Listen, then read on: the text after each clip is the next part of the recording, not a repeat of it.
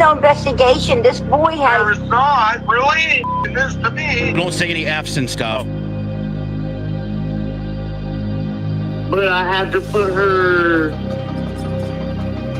on the side and worry about I'm gonna do what I gotta do for me and my boys and my kids. Don't say any F's and stuff. There is no investigation. This boy There has... is not, really? This to me.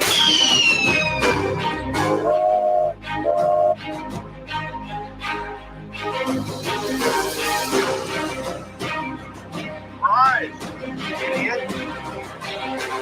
I've done my best. It's hard, you know, that's real tough.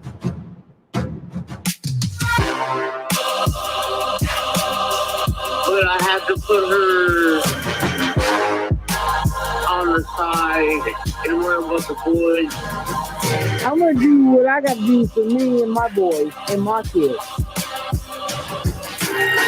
Don't say any F's and stuff. Live from the NVD Production Studios, you're in the lab with your host, Joshua Diaz. There is no investigation. This boy has... There is not, really? This to me. But I had to put her on the side and worry about the boys. But I had to... There is no investigation. Don't say any F's and stuff.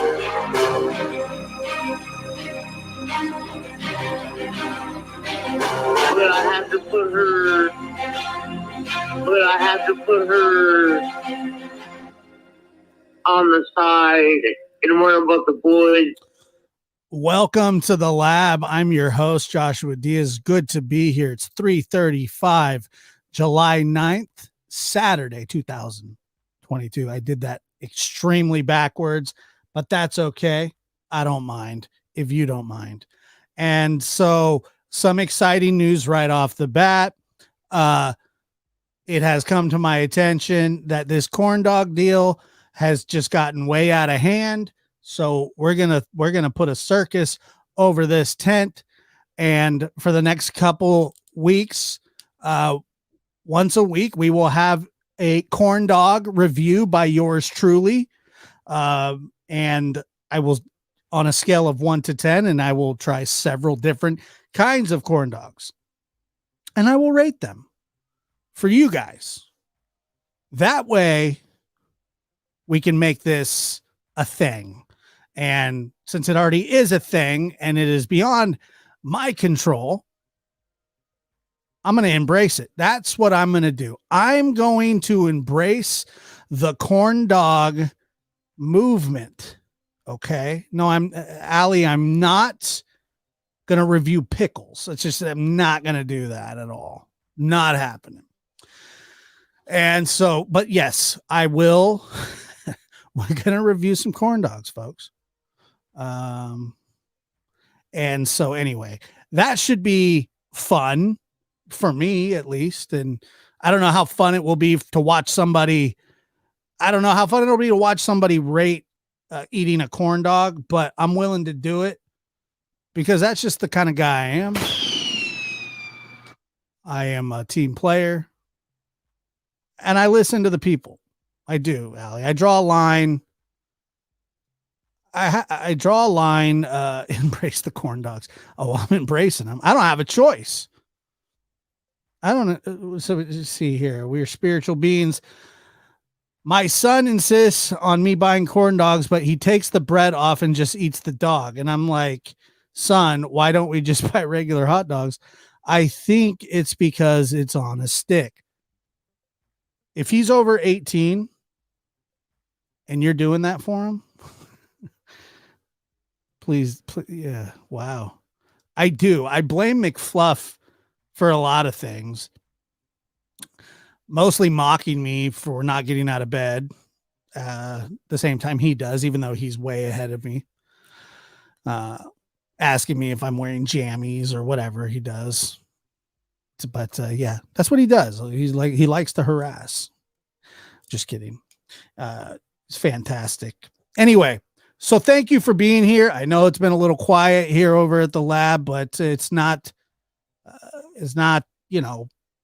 we got shows, we got them coming, we're working on them. So thank you very much for being here. Today, there had been something on my mind that we had talked about many times here before on the lab, and that is the trafficking situation in Tennessee. Now, it's not exclusive to Tennessee, obviously. It's a worldwide problem. It happens in every country in the world. But it is surprising how much misinformation about human trafficking there is. There's a difference between trafficking and smuggling. Now, somebody that is being smuggled for trafficking means basically you're being forced to work against your will. And then you have sex trafficking, which is, a form of prostitution and basically sex slavery. And it happens in all ages. And we all know that. But the one thing that, always gets misplaced is, they're not shipping kids everywhere. It's not like they're going across state lines and things like that. It's just, that's not really what we're dealing. I'm not saying that it doesn't happen. It's just very rare for something like that to happen. And I wanted to play something for you here. You go ahead and listen, and then we'll talk about it on the other side. Sevier County, Tennessee. According to Community Coalition Against Human Trafficking, CCAHT, reports of human trafficking in East Tennessee are becoming more prevalent. In April, the Tennessee Bureau of Investigations announced 8 men are behind bars after a 2-day operation in Sevier County to address human trafficking. In 2021, the TBI Human Trafficking Unit conducted 13 undercover operations across the state, including several in East Tennessee. More than 130 people were arrested during those investigations. On average, 85 minors are trafficked in Tennessee every month. Across 33 counties in East Tennessee, Zakira said the unreported crime is more common than people think. Quote, lots of times folks are shocked and surprised, she explained. We have worked with clients from the youngest age of 3 all the way up to 60. It's like cancer. It knows no boundaries. In 2021, CCAHT, which is based in East Tennessee, received 300 reports of human trafficking. This year, the coalition has received 85, and it is predicted that more are on the way. She said what's happening in East Tennessee is not similar to how trafficking is displayed in movies or shows. It's actually the complete opposite, she said. Lots of times victims are targeted or exploited by someone that they did know. They're related to this person. They're in a relationship with this person, making it the perfect crime. This quote unquote perfect crime leaves a lifelong impact on victims. They need a safe place where they could find healing and hope. Street Hope Tennessee is a local nonprofit with a mission to end child sex slavery. A new resource founded by the organization is hoping to be a place of refuge for young human trafficking survivors. Garland Oaks is one of the first safe homes in Tennessee for 12 to 17-year-old girls. We do have the resources in the state of Tennessee for safe housing and restoration for adults. But when it comes to children, there are none, not really.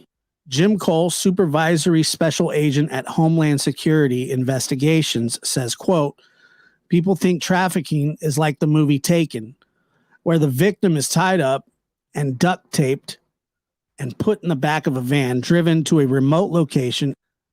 But that's not really how it works. It starts with drug-endangered children. Parents or caregivers who are involved with drugs or alcohol, whether through use, possession, dealing, or manufacturing, put children at risk.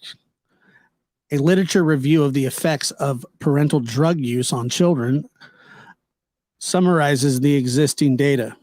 Drug-affected caregivers are emotionally disengaged, and unresponsive, denying their children fundamental developmental experiences required to self-regulate, relate to others, and communicate. The children may experience emotional and physical neglect, daily chaos, a lack of safety, poor communication, violence, and disorganization in their lives.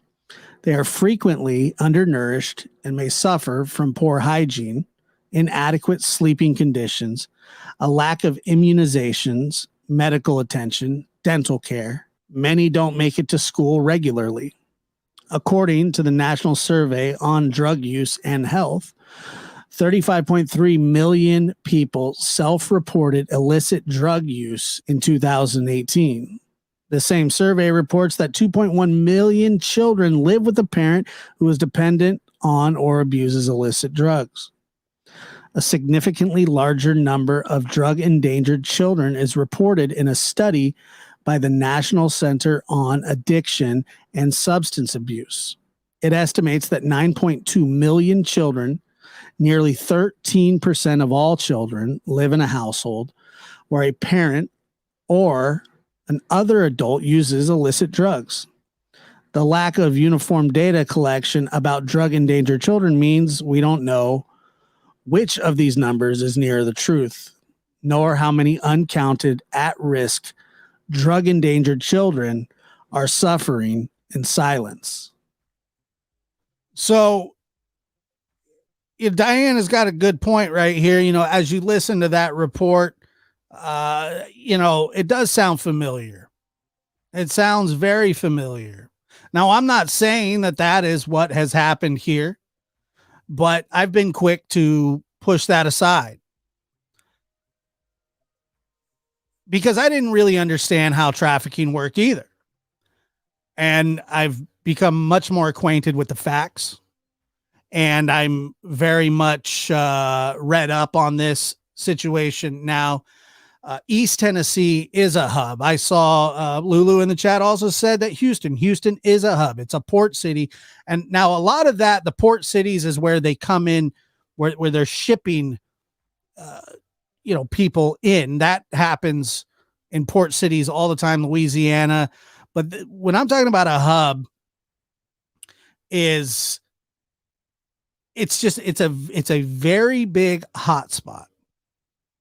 Why is it such a hotspot? Well, probably because it's got freeways going every way. You can just get out of there. But most people that do traffic, especially children, they're not going across state lines. That's not really what they're doing. What they're doing is it's almost just a rental service. Now, I don't know, but I've heard before that Don has said some weird things and talked about all kinds of odd places that he's been. He loves to talk about that.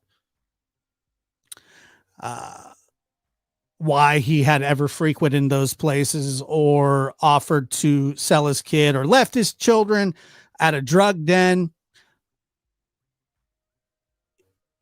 It's the families that are doing it. And that's why it's so underreported, because the statistics that you get are just from the reports. I remember the story of the young lady flying from, I think she was flying from Alaska to San Francisco. And the stewardess had noticed that the man that she was with was well-dressed, very business, type, a businessman, looked to be. And she saw the girl was disheveled. Hair was greasy, dirty. She looked like she had some bruises on her. And the man wouldn't let the stewardess talk directly with her. So what she does is she writes a note that says, "Do you need help?" and tapes it onto the toilet. Now she somehow conveys to the young lady or no, it said, "Are you okay?" And somehow conveys to the young lady that she needs to go check the bathroom. So she goes into the bathroom, asks the man, "Can I use the bathroom?" He actually lets her do it. She goes and sees the note and writes on there, "I need help." So the stewardess goes back, tells everybody, the crew, the pilot, everybody, "Hey, we got a situation brewing here." And when they land, the San Francisco cops board the plane and arrest him and take him to jail. And she was rescued from trafficking.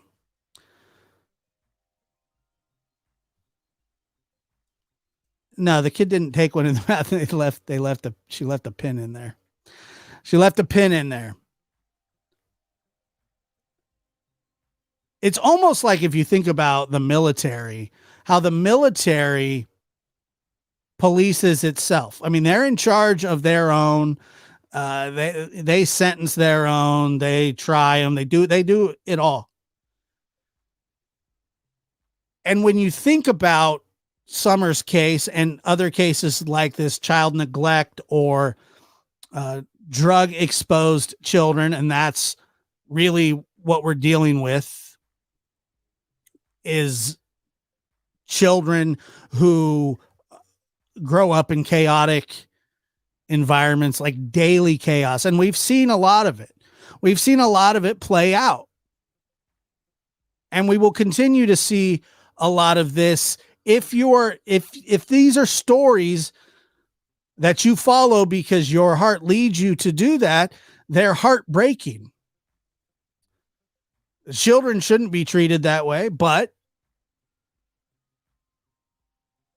it's just it's something that just gets worse and worse. And I don't really know what the answer to that is, other than it's the see something, say something. And there are visible signs that you can look for. There are things that you can do.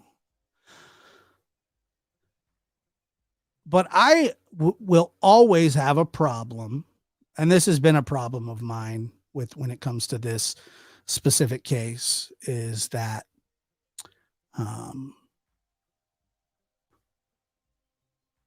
where was everybody else? Like, where were where were the friends, the neighbors?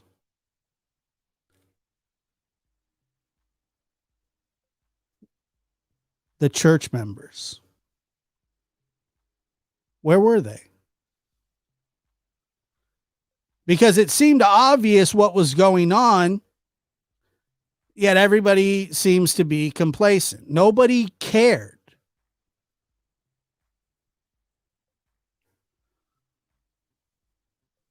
Nobody cared. And now here we are, over a year later,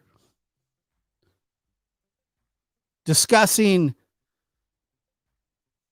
Look, if there are people out there that know anything and that care about Summer or her brothers in the past or now, the time's up.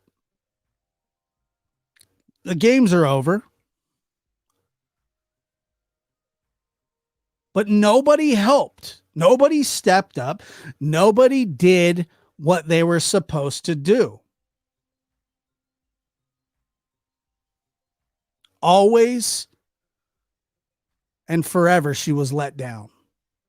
Now, I'm under the impression that I do not believe that Summer is alive. And I think this will go down as, just an absolute tragic tale when everything will be revealed at some point. And I do believe that will happen. I don't know when. But there were people in her life and the boys' lives that saw what was going on. And it never stopped. Nobody stood up for the children. And the reason that these things go on is because children don't have that voice, and the predators are the parents, family members. It's a nonstop cycle. Malnourished, not taken care of. I mean, it looks so familiar. And it is hard for me to put anything past these people because we've seen how they act even when the spotlight's on them. Can you imagine what was going on for the last, I don't know, 10 years? What exactly was happening? And nobody knew anything. Nobody knew, or just nobody wanted to say.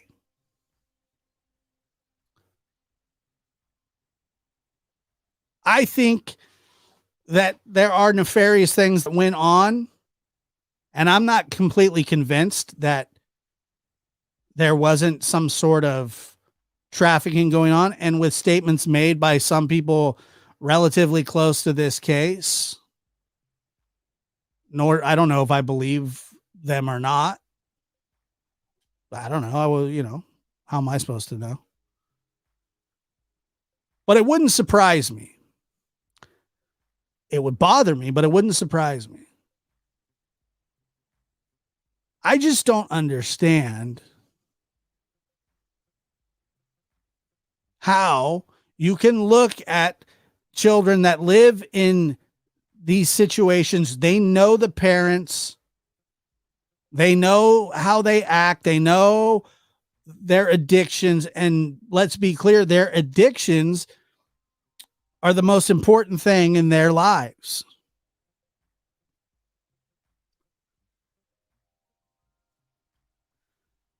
And this isn't necessarily all about the Summer Wells case, Dawn and Candace and the boys. I mean, this happens everywhere. It happens everywhere. We all know people who we feel may not treat their children properly, but it goes so far beyond that. Yelling at a kid or whatever kind of discipline, you go, I don't agree with the way that they're doing that. That's so much different than living in a drug den, a flop house, a trap house. That's what these places are. That's what these places are. That's what it's been that way for a long time. And there were people living very close to them, very close, that were manufacturing drugs. When I say manufacturing drugs, they had been charged with manufacturing drugs, creating a dwelling that you manufacture drugs in.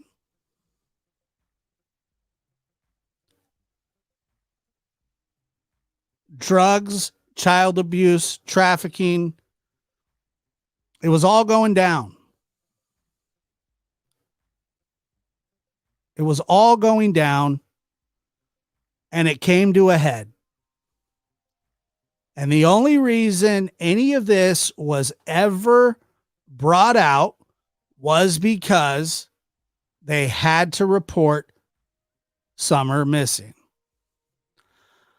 And then you start to peel the onion away, and you're going, oh, look, I think it's bad enough that they smoked cigarettes in the house or with the kids in the car.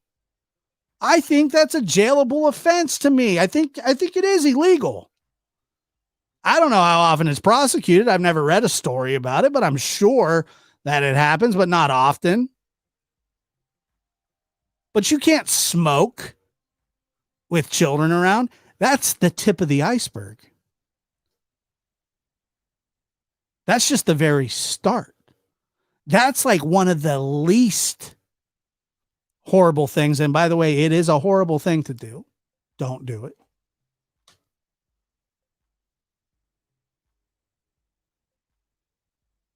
But these people that are involved in this case and have been involved in this case, they are criminals.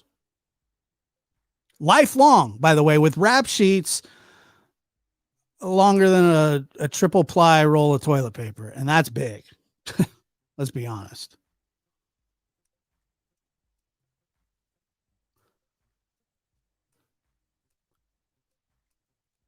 Now, you know, we hear that there is, and I obviously do believe that since the three boys were removed from the home, Dawn says it's because there was too much attention, but Dawn lied. Tried to church it up for everybody. How come thou fount of every blood? Yeah, I just like, I was just thinking the other day, like it was like the fairly beginning, like within a month or two of Summer going missing, when Dawn was making his media rounds, and it was like slowly you go from button up shirt Dawn to, you know, he's like button shirt, hair slicked back, looks like Pat Riley. If, you know, Pat Riley had done meth for like 30 years and been hit in the face with a frying pan. And he was like holding, like his Bible was like, he'd be in his car. Church is going on inside. I don't know what that was about, but church would be going on inside, and Don would be sitting out in his car reading his Bible, preaching, talking about the end of times, and, you know. Oh yeah, but like it was just so weird. So he goes from that to sitting on a bucket with no shirt on. Like, it's my statement. I'll never forget. That was one of the craziest things I've ever seen. Dawn on the John. But yeah, he goes from like J.C. Penney to homeless in like a month, where he had normally been. He was always kind of homeless. I mean, he had a home, but you wouldn't be able to tell it by that. Or, you know, when Chris does the interview at the water hole and Candace is speaking so well, like she had half a brain in her head. What didn't seem high, didn't seem anything. They're on their best behavior. And then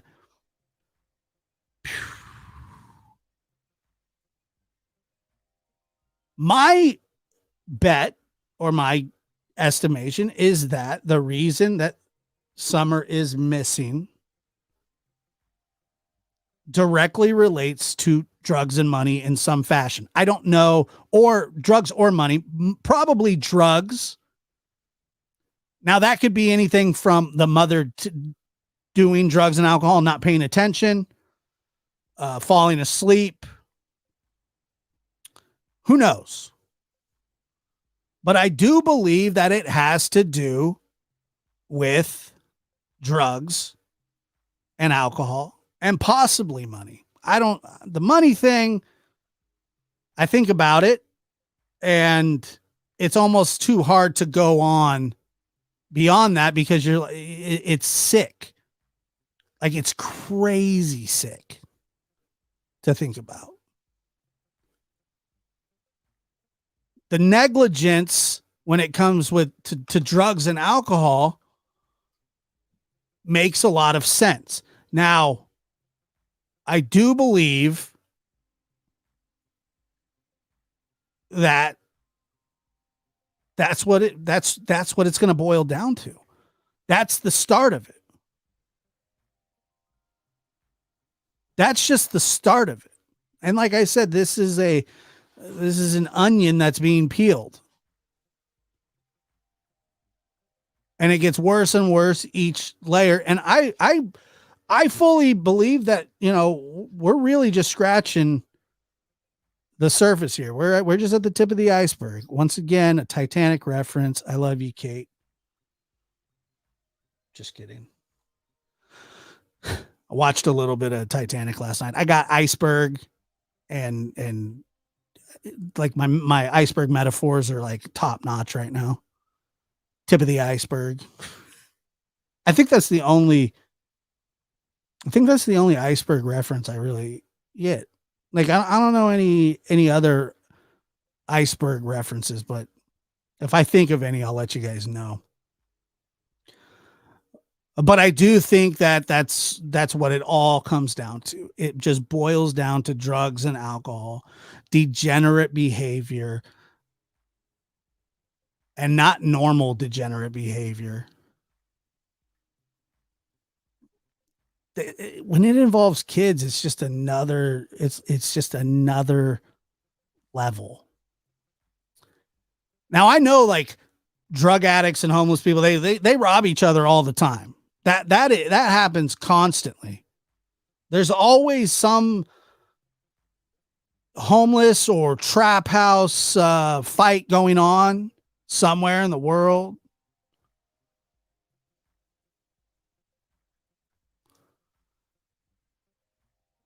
And that's what they do. They do that quite often. But when kids are involved, it becomes even more of a mess than it already is. And I can't for the life of me understand why not one freaking adult doesn't speak up and say something for the kid. I mean, like, do the right thing. Like, it's the right thing. But these are games. Candace isn't looking for anybody. It's not looking for anybody.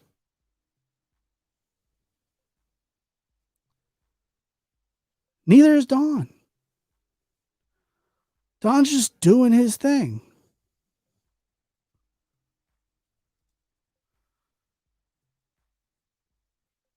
Did you catch the beginning of the show? No, nothing is off the table. Nothing. As far as I'm concerned, and as far as the public's concerned, probably as far as law enforcement is concerned, everything's an option. So no, we are not denying the very real possibility of trafficking here.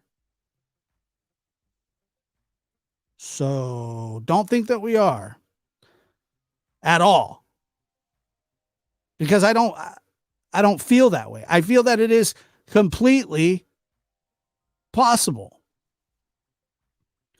I just don't think it's the number one scenario. My opinion only. I'm not an expert, but I've known a couple people that have serious issues and drug issues while having children, and it's just never good. It never ends good. I knew a young boy. He used to come into my store all the time. About 10 years ago, he was probably around 8 or 9, 8 or so at the time. And he was bouncing around from house to house. His mom kept kind of shoving him off, different places. And he'd make his way down to the store and look at the bikes and stuff. And as I could see him get older and older and older. And by the time he was, he kept coming in for like 10 years. And by the time he hit, I would say 19, I hadn't seen him in a while. He was completely institutionalized, meaning he'd been in and out of jail countless times already. His teeth were going bad from doing drugs. He was 19 years old. He looked like he was going on 47. And I remember just seeing this night, and he was a nice kid. I never had any problems with him. But he was so young and full of life and promise. And he was a drug exposed child, probably a crack baby. I don't know. I don't know that for certain. But he became part of the streets. And it didn't take him very long.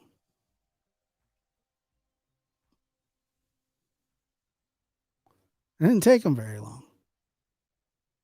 Because that's all he knew. And every time he'd come in, I would just go, oh my gosh.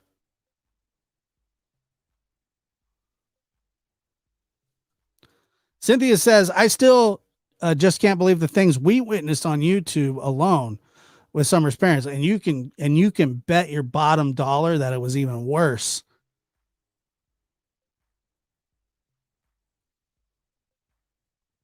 Even worse. Josh, I went and looked at other missing cases of children, and the police seem to be further in a year in the case than what they are in this case. Why is this case moving so slow with no leads? Because the people that are involved don't care and don't want to talk. I mean, it doesn't seem like there's a lot of people that are paying attention.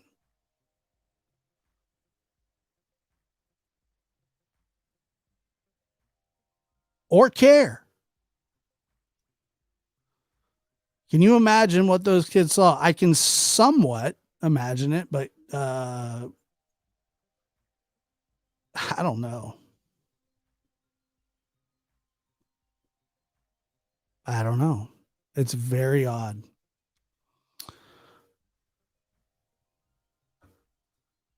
Think about the Cali Boys case. It took almost 14 months. It certainly did. Police shortage too. Yeah, I agree with that. We've talked about that here. There is that could be a big struggle.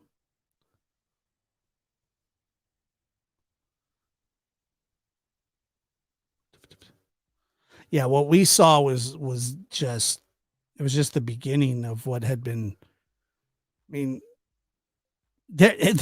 believe it or not, they were still kind of regulated then.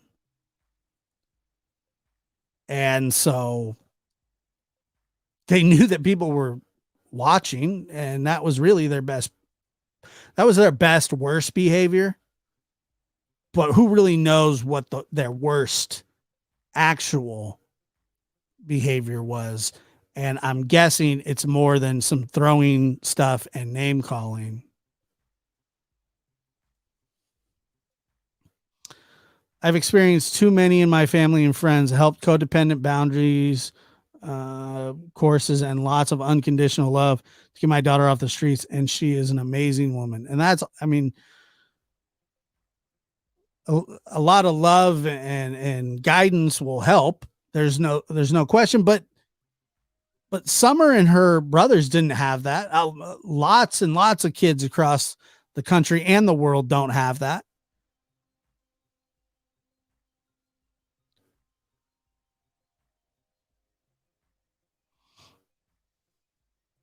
So, you know, you just think about what these little children saw, and it was just normal. Wait a minute. Here we go. I like this. Binge Hill Road. Binge Hill Road. That's some good stuff.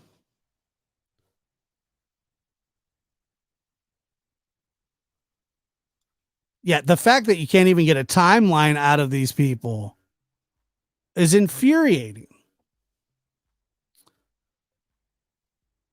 It's just infuriating. And you just think about it more and more and more, and you're going, how degenerate are these people?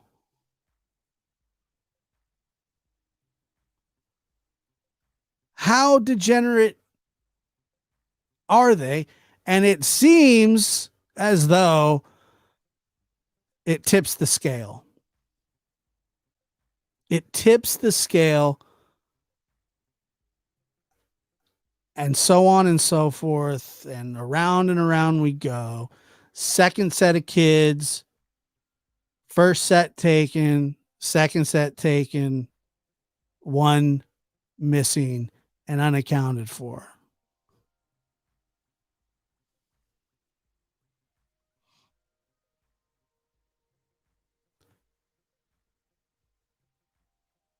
And she, meaning Candace, has had the last year off from really any duties in her life, or any responsibilities, anything. And she's doing what she wants to do.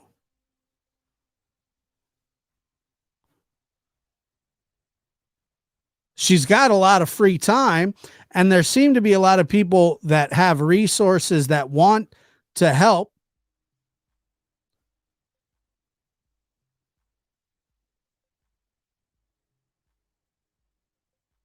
But yet she's given up. She's completely given up. She doesn't want anybody's help. She doesn't care if anybody searches. I think that she honestly thinks that Summer will never be found. I don't think she's even concerned about it. I think that she knows right where she is. I think she could walk investigators to the spot and point it out. That's what I think. Because if she didn't, I mean, nobody's that bad of a mom, right? If she had nothing to do with Summer going missing, then nobody's that bad of a mom. Now, there are parents that do cruel things and discard their children. They are that bad of a mom. But it's always because they had something to do with it.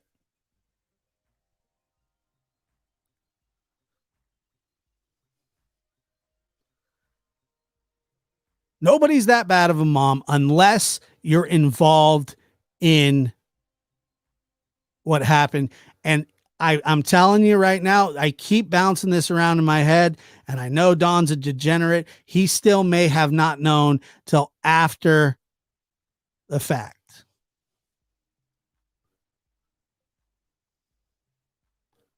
Because nobody is that bad of a mother. Nobody. Unless you had something to do with it.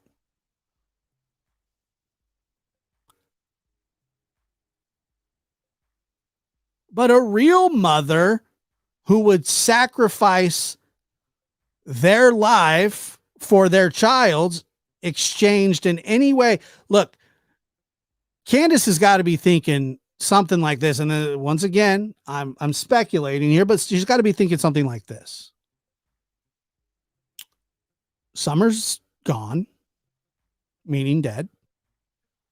What good's it going to do me to sit in jail the rest of my life? Is that going to bring Summer back? And even if it could, she wouldn't do it. She wouldn't do it. I'd do it. You would do it. Casey Anthony wouldn't. Candace Wells wouldn't. Bly or whatever the hell her name is. She's got like 7 of them.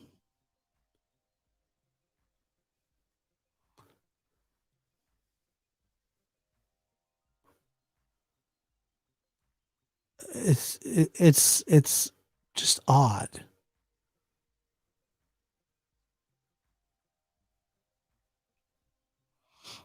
It's just odd. So I think that if Don and Candace don't know about what happened, there would be some urgency, some desperation to, especially at the very beginning. And there wasn't even then. there's even, I mean, there is so much conflict between, or, conflicting reports from just the dispatch call, the 911 dispatch call that was heard publicly.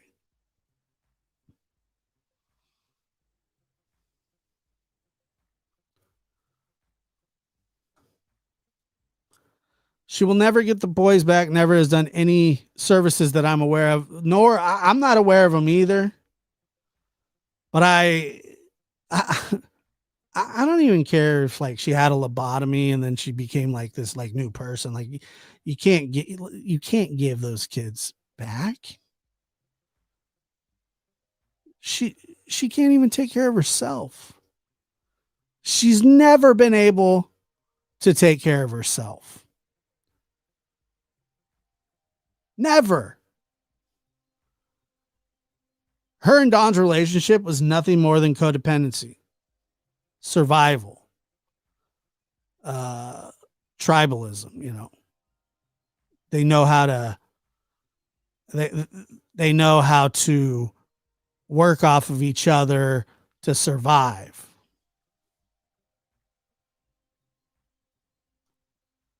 I mean, that's just been going on for some time.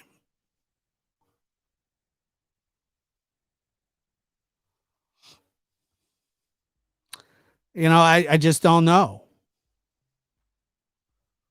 I don't know. It's really weird to think that a mother could do that to her child, but who knows? It's very possible.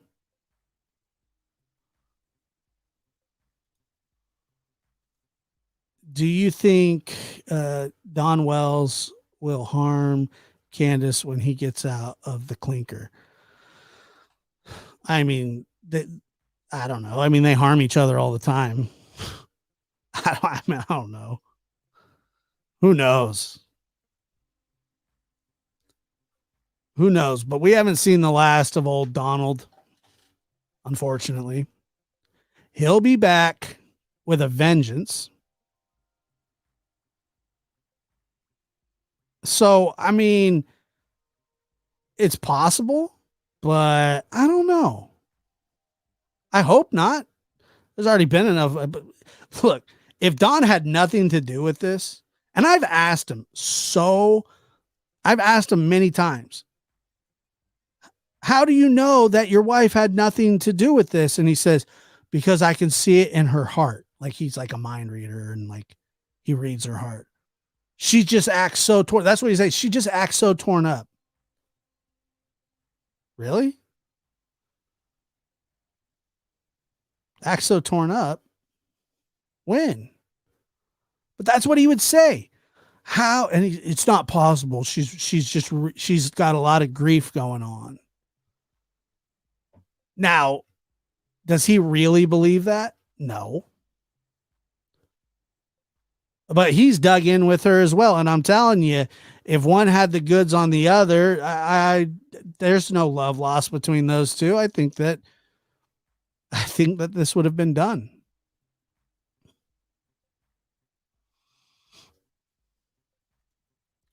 Yeah, we'll see what he thinks when he sees videos on here. I mean, he knows.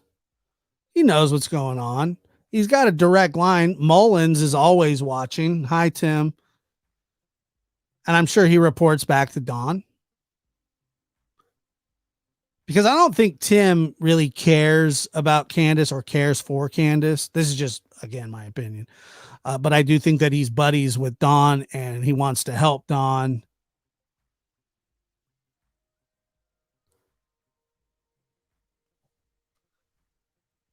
He wants to help like their buddies. Candace, B's niece says Candace still fears Don. Don was extremely abusive. Yeah, I mean, he was abusive, but she was too. But yeah, I mean, he abuses everybody that he comes in contact with.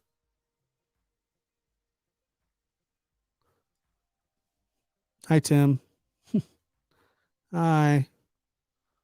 How's Don doing? Doing good. All right. Hang in there. Hang in there, Donnie. He's like, hey, Don. It's just weird. That whole situation is another one. Like it's just another like either red herring or I don't know how East Tennessee works, but I've talked to a lot of people from East Tennessee and like 99% are normal and nice and so I don't even think it's an East Tennessee thing. I think it's just a drug addict thing. That's because God understands our human brain. I think that's what it is. It's not necessarily it's not a Tennessee thing. It's a scumbag drug addict. You know. That's what it is.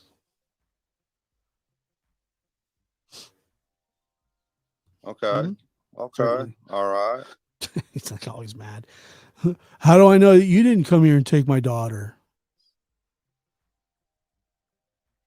I'll never forget when he concocted this whole thing that Chris McDonough and his sisters set this all up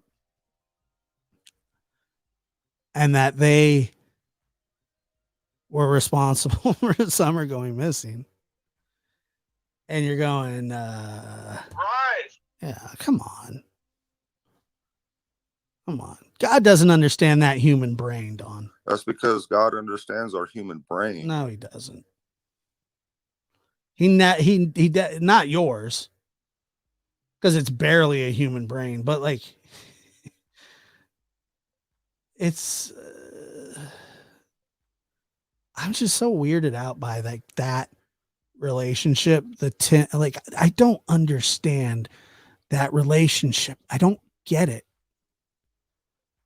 I wish I did, and I think about it probably more than I should, and I probably has nothing to do with the case. I don't know if it does or not. Certainly hope not. I just don't get what is the goal there? Because it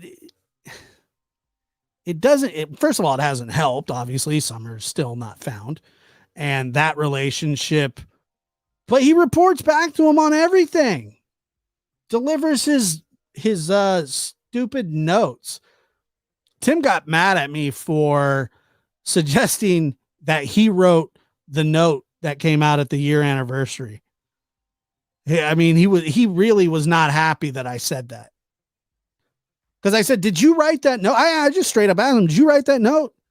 And then he said something like, you're lucky that I don't get offended that easily. And I was like, oh, I don't care if you get offended or not. Like, what do I care?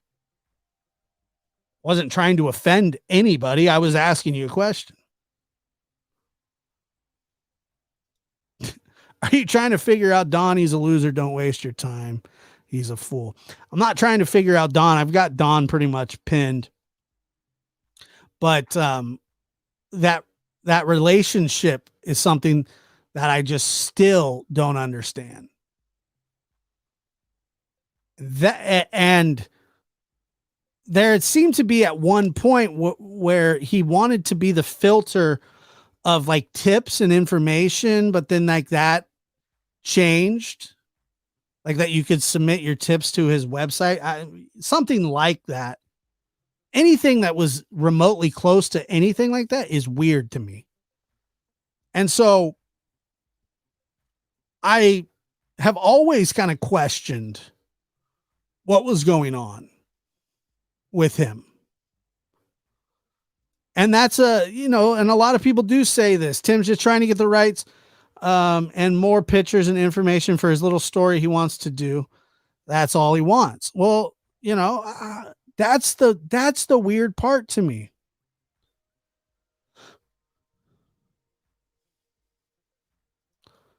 Josh, did you see the notice he put on the website after CM interview came out on Court TV? No, I didn't. But yeah, go check out. It's on Court TV's YouTube page now. Chris was interviewed by Court TV, and he did just a spectacular job keeping Summer's name out there. Did a fantastic job as always. And so, but yeah, I don't even know what the gist of it is. Yeah, I don't know. I don't know what it said.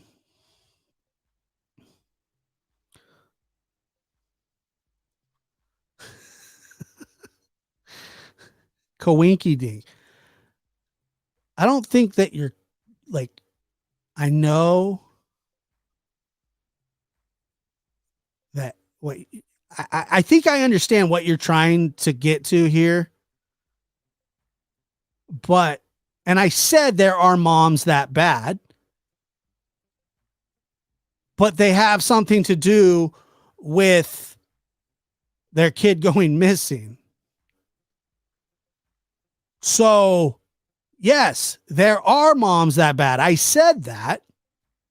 And now, for the second time, you've said, am I discounting any? Did it sound like I was discounting or discounting that it is a possibility? Did I erase that off the board? No. Did I say that there are moms that bad? Yes. But I don't know any moms that are that bad that didn't have anything to do with their kid going missing that wouldn't look. And you don't either. So there you go. The only ones that are that bad are the ones that had something to do with it. Do you get my drift?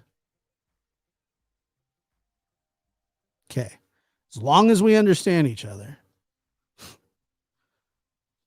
It's always like there's always somebody just trying to, upset the apple cart. Because if you know a mother whose kid's gone missing and they had nothing to do with it and they don't look, there aren't really mothers that bad. No mother, even the crappiest mom, would look for their little baby if they didn't have anything to do with it. Correct. If they didn't have anything to do with it. That's the point that was being made. So there you go. That's the point.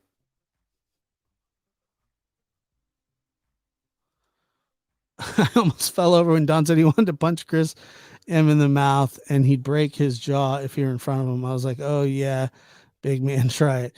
He'd take one swing and be out of breath. That's what would happen.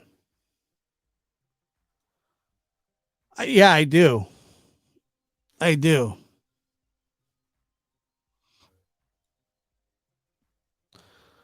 Did Candace or Dawn visit the dump that day? Some are small enough to fit. I don't know. I mean, that's just some stuff that we will never know.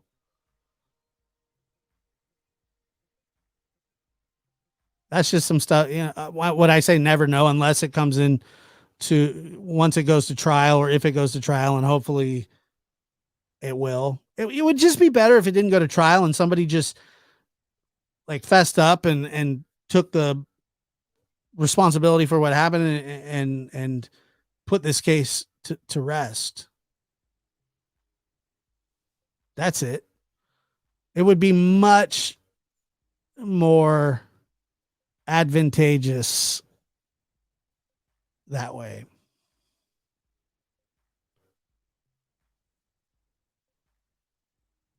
Let me see here. What's okay? Here we go. That's true. It is sad. It is sad. I don't know. I'm not sure. Yeah. Yeah. The events leading up to that would be very helpful, but Who knows if we'll ever get that either. Candace 100% was in care of the kid. She says she was, but there is a huge gap in time. Now, if she had done something with Summer prior, or somebody else had her, I don't know who that other person could be. I'm just speculating here. But there is at least a 4-hour gap of time, and that they were planting succulents and eating peppermints. Because that's, in my opinion, they know they just need to tell what happened so it can be fixed and Summer can come home one way or another. I mean, well put. Well put.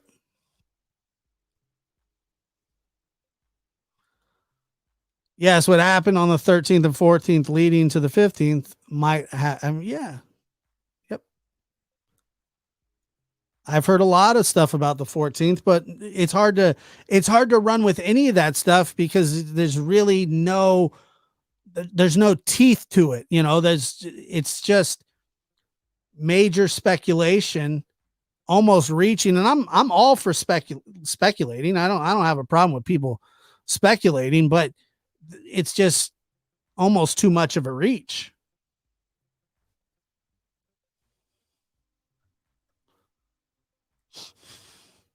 They will stay quiet in hopes of having the same result as Rose. Yeah, they don't seem to care that much. We got here. Wait. There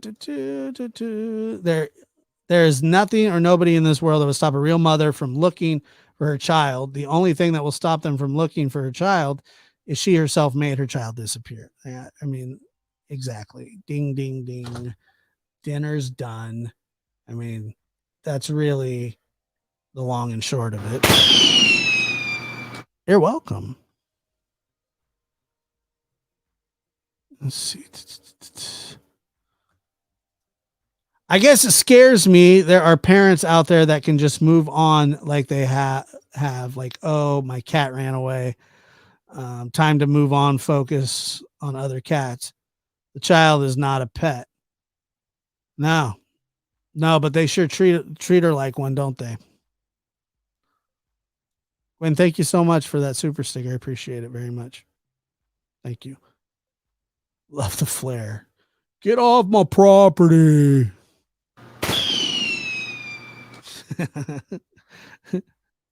Yeah, that's really like the conversation between him and Prayer Gardens is like one of the most fascinating turn of events. I've never seen somebody turn. I mean, I guess I have, but like Don can be very disrespectful. When I say that, like when I say he's very disrespectful, like he's mean. Because I mean, he'll just flat out turn on anybody if they even insinuate that he may have had something to do with it. And trust me, if I was a father and somebody insinuated that I had something to do with it, I would feel the same way. I'd get mad, but I wouldn't be in Don's situation as a suspect. At least, I would do everything I could to clear myself. Doesn't seem like they've done that.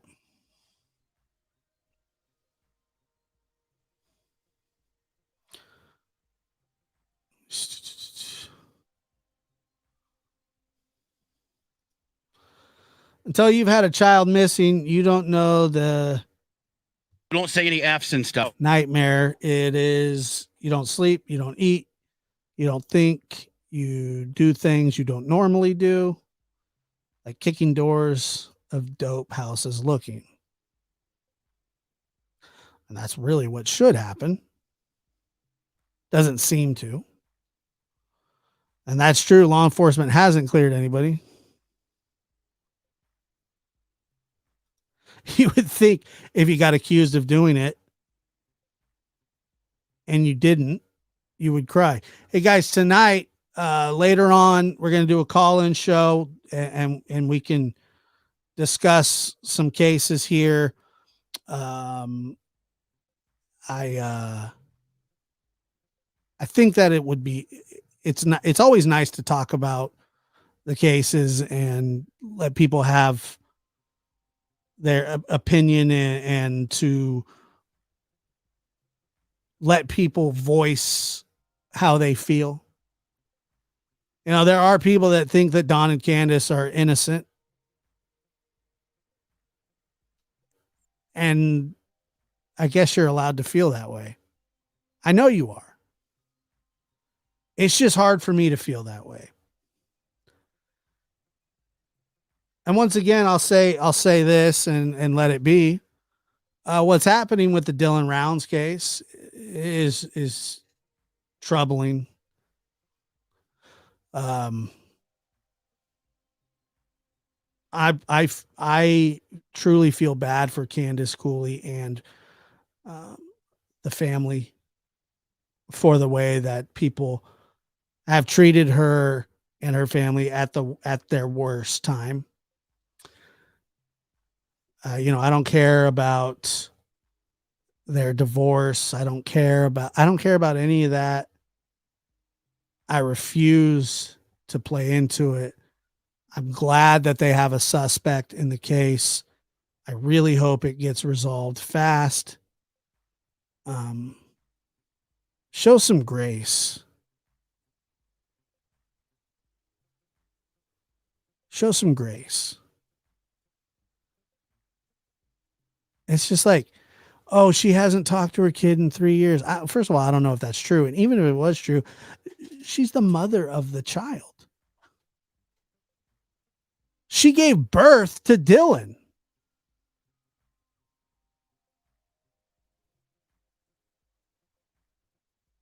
Have some respect. But that's another thing that, we lack respect. See you guys tonight. There is no investigation. This boy has. There is not, really? This to me. Don't say any F's and stuff. But I have to put her on the side and worry about I'm gonna do what I gotta do for me and my boys and my kids. Don't say any F's and stuff. There is no investigation. This boy There has. is not, really? This to me.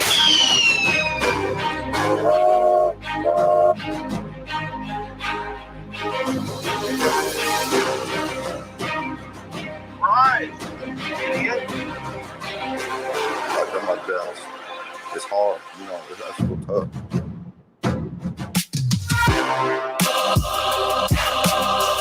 But I have to put her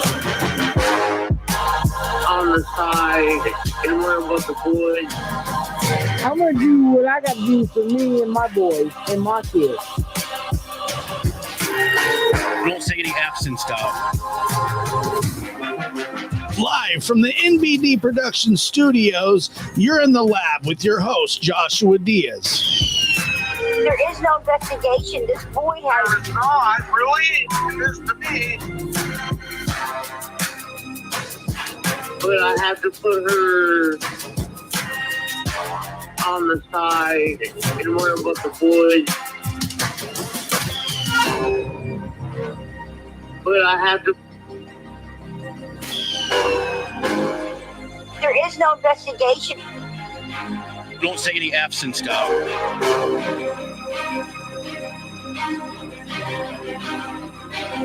But I have to put her. But I have to put her on the side and worry about the boys. There is no investigation. This boy There has. is not, really? This to me. Don't say any F's and stuff.